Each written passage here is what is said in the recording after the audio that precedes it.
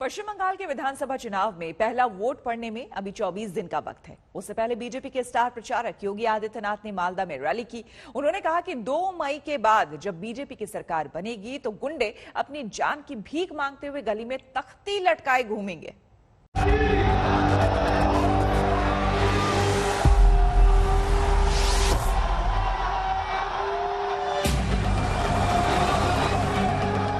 पश्चिम बंगाल का मालदा, जहां योगी आदित्यनाथ का हेलीकॉप्टर आते ही बीजेपी के कार्यकर्ता जोश से भर गए।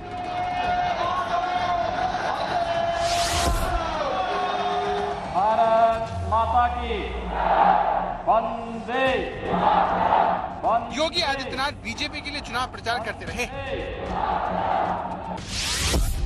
लेकिन पश्चिम बंगाल और उसमें भी मालदा योगी आदित्यनाथ के लिए बहुत अहम क्यों है, ये समझे। उससे पहले बंगाल में उत्तर प्रदेश के मुख्यमंत्री का स्वागत देखिए, जो बीजेपी का ट्रम्प कार्ड साबित हो सकते हैं।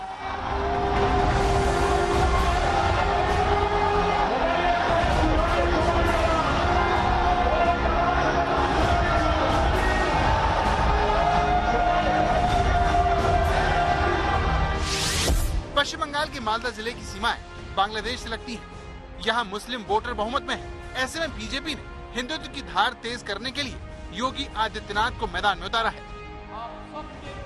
योगी ने भी बिना देर किए बंगाल के गौरवशाली इतिहास से बात शुरू करते हुए जय श्री राम के नारे पर ममता के कथित विरोध का जिक्र किया और लोगों को याद दिलाया कि कैसे ममता के राज में दुर्गा पूजा पर पाबंदी लगाई गई।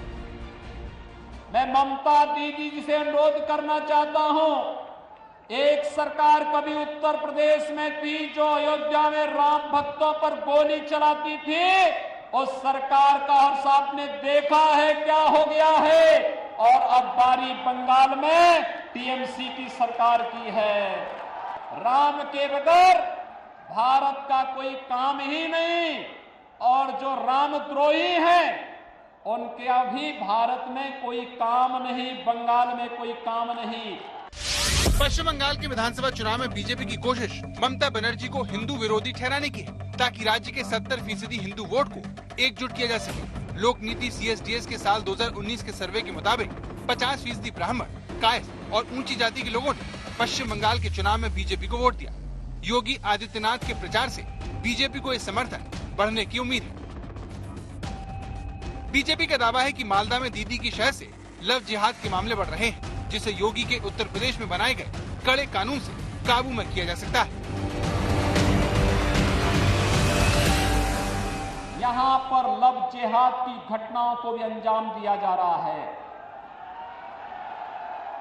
हम लोगों ने यूपी के अंदर कानून बना दिया, लेकिन बंगाल के अंदर क्योंकि तुष्टीकरण की राजनीति है, न वह गौ तस्करी को यहाँ की सरकार रोक पा रही है और न ही लव जिहाद की उन घातक गतिविधियों को जिसका दुष्परिणाम आने वाले समय में बड़ा खतरनाक होने जा रहा है।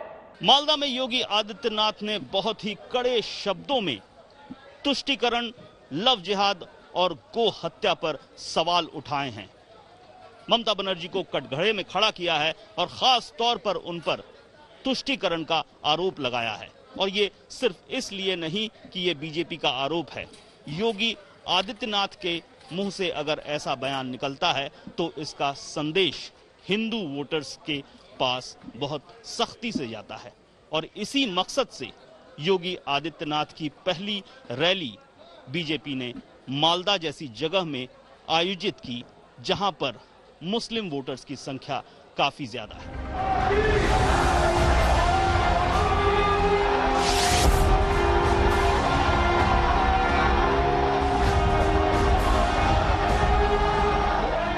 उत्तर प्रदेश के अंदर कोई गौ हत्या नहीं कर सकता।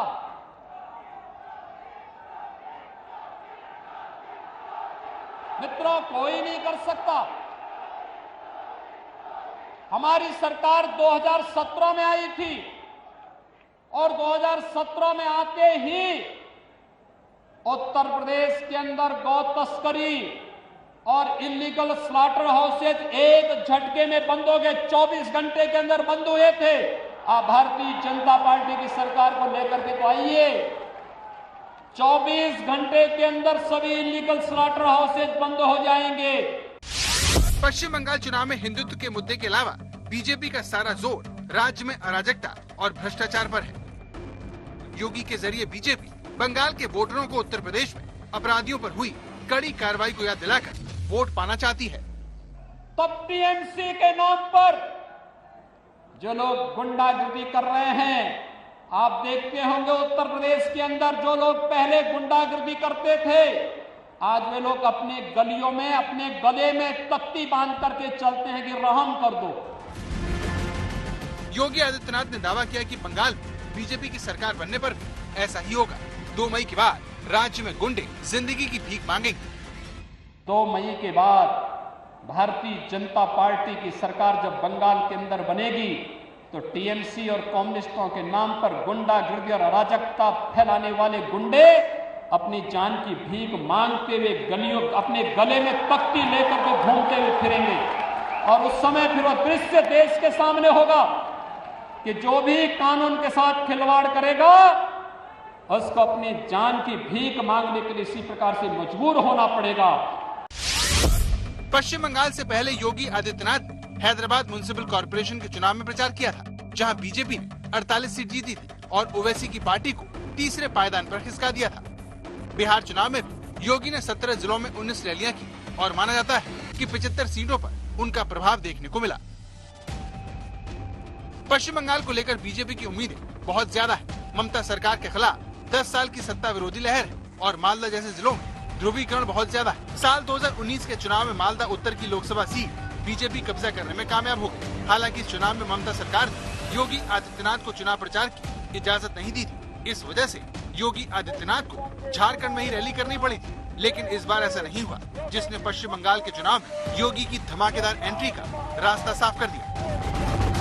अनुपम मिश्र, मालदा, आज तक।